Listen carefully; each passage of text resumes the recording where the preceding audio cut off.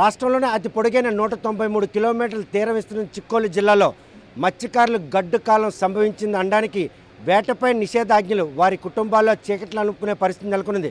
2019-24లో చిట్ట చివరిలో ఎన్నికల కోడ్ మాత్రం వారి పాలిట శాపంగా మారితే కూటమి ప్రభుత్వం కొలువుదీరి 10 నెలల అనంతరం ఈ 61 రోజు పాటు కూడాను వేటపై నిషేధాజ్ఞలు ఉంటాయని తెలిసి కూడా మత్స్యకార భరోసా పెంచుతామని చెప్పారే తప్ప కూడా ఇప్పటి వరకు కూడా వారికి ఇచ్చే పరిస్థితి లేకుండా పోయిన నేపథ్యంలో నిన్నటి నుండి అమలైనటువంటి ఏదైతే ఈ వేట నిషేధాజ్ఞ ఉందో ఆ నిషేధాజ్ఞలు ఈ 193 కిలోమీటర్లు 93 కిలోమీటర్ల మేర విస్తరించడం హెచ్ఎల్ నియోజకవర్గానికి సంబంధించిన మత్స్యకారులు ఎటువంటి వేతలు పడుతున్నారు, ఈ మత్స్యకార భరోసా ఇవ్వకపోవడంతో ఆ కుటుంబాలు ఎటువంటి ఆర్థిక లేమి నెలకొంటుందన్న విషయం అంతా మాట్లాడడానికి హెచ్ఎల్ నియోజకవర్గం మాజీ ఎమ్మెల్యే గొర్రెల కింద ఉన్నారు. చూస్తే కనుక 193 కిలోమీటర్ల తీరం మత్స్యకారులకు వేటపై నిషేధాజ్ఞలు అమలు చేస్తామని కూటమి ప్రభుత్వం తెలుసు.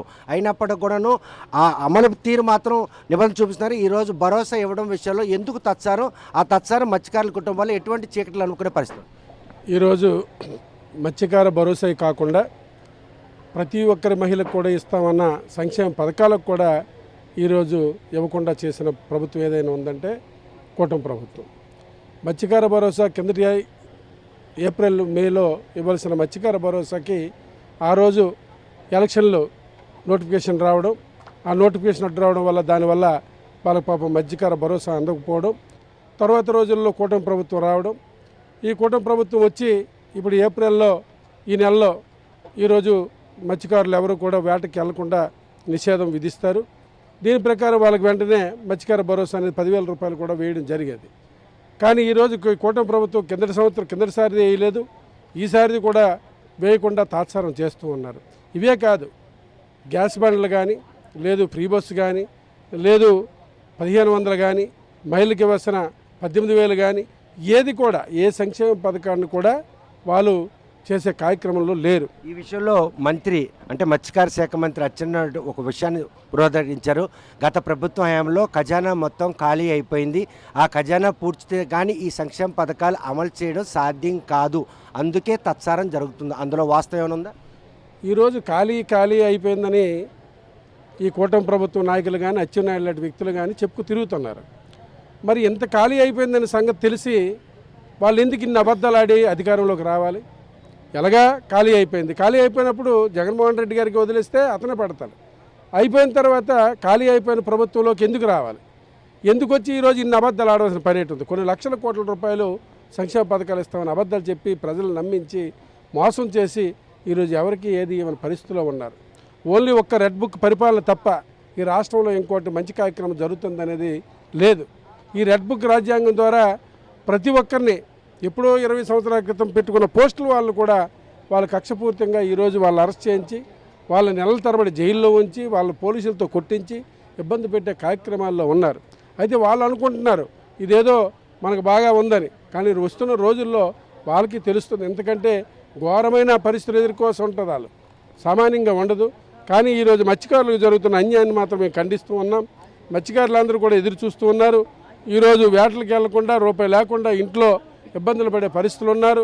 కాబట్టి వాళ్ళందరూ కూడా వెంటనే మత్స్యకార భరోసా వేయాలని వైఎస్ఆర్ కాంగ్రెస్ పార్టీ తరఫున నేను డిమాండ్ చేస్తూ ఉన్నాను. ప్రస్తుతం సత్యసాయి జిల్లాలో మాజీ ముఖ్యమంత్రి పర్యటనలో హెలికాప్టర్ ప్రమాదానికి సంబంధించినంత వరకు ఆ హెలికాప్టర్ ఎవరైతే పైలట్ కో పైలట్కి నోటీసులు జారీ చేసిన విషయాన్ని ఏ విధంగా తీసుకోవాలి? ఈరోజు ఎవరైనా మాజీ ముఖ్యమంత్రులు వచ్చారంటే వాళ్ళకి ఎంతో ప్రొటెక్షన్ ఇస్తుంది గవర్నమెంట్. ఈరోజు జగన్మోహన్ రెడ్డి గారు ఒక హెలికాప్టర్లో వస్తే చూస్తున్నాం, మనం పోస్టుల్లో చూసాం, వీడియోల్లో. మొత్తం ప్రజలందరూ వెళ్ళి అతని మీద ఉన్న అభిమానంతో ప్రజలు వెళ్ళారు. కానీ ఆ విధంగా సెక్యూరిటీ ఇచ్చి ఏదో విధంగా జగన్మోహన్ రెడ్డి గారిని రూపుమాపాలని ఒక ఆలోచనతో ఉన్నారు తప్ప అతనికి మేలు చేయాలని కానీ అతనికి సెక్యూరిటీ ఇవ్వాలని ఆలోచనలు లేరు. ఒక జగన్మోహన్ రెడ్డి గారే మనకు అడ్డు, అతను ఉంటే ఎప్పుడైనా ఇబ్బంది, ఇక్కడ ఎవరున్నా మనకు బాధ లేదని ఆలోచనతో ఉన్నారు. కాబట్టి ఇలాంటి కుట్రలు చేయడం జరుగుతూ ఉంది. ఇవన్నీ కూడా మనం చూస్తూ ఉన్నాం.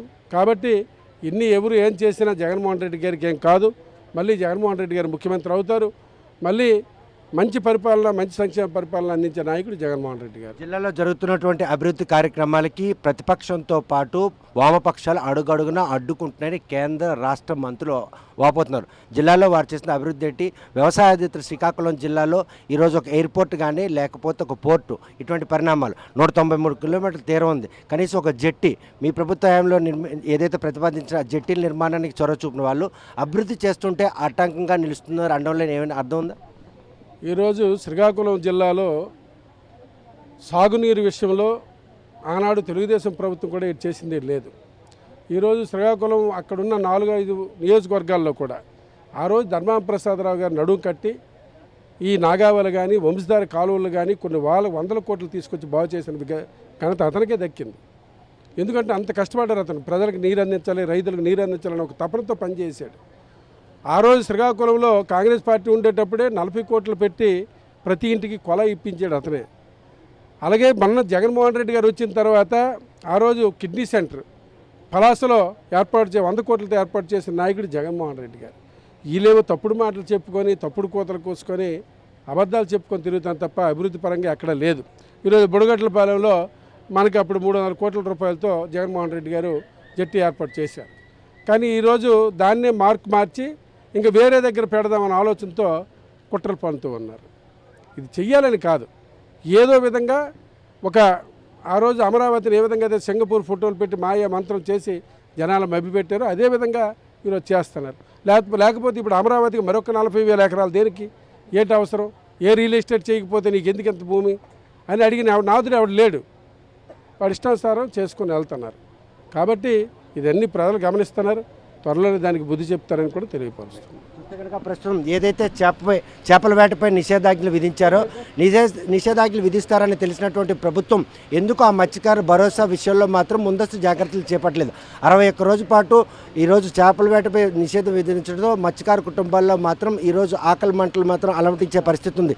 మరోవైపు చూస్తే కనుక కూటమి ప్రభుత్వం కొలువు తీరిన తర్వాత రాష్ట్రంలో రెడ్ బుడ్ పాలన తప్ప అభివృద్ధికి ఎటువంటి ప్రాధాన్యత ఇవ్వట్లేదు. గత ప్రభుత్వంలో జరిగినటువంటి పనులు కూడా ఈరోజు పక్కతో పట్టించి అభివృద్ధికి అడుగడుగున ఆటంకం కలిగిస్తున్నారని చెప్పి పార్టీలపై ఆపాదించడం ఎంతవరకు సమంజసం ప్రశ్నిస్తుంది. మరి ఈ విషయంలో వారు చేస్తున్నటువంటి పాలన నిన్న మాజీ ముఖ్యమంత్రి సత్యసాయి జిల్లా పర్యటనకు వచ్చినప్పుడు భద్రతను కల్పించలేనటువంటి కూటమి ప్రభుత్వం ఈరోజు ప్రజలకు ఏమాత్రం భద్రత కల్పిస్తారని కూడాను ఆయన ఆపాదిస్తున్నారు. మరి ఈ విషయంలో కూటమి ప్రభుత్వం ఏ సమాధానం చెప్పబోతుందో అన్న విషయం వేచి చూడాల్సింది. వీడియో జర్నలిస్ట్ రామకృష్ణతో సత్యం, RTV శ్రీకాకుళం.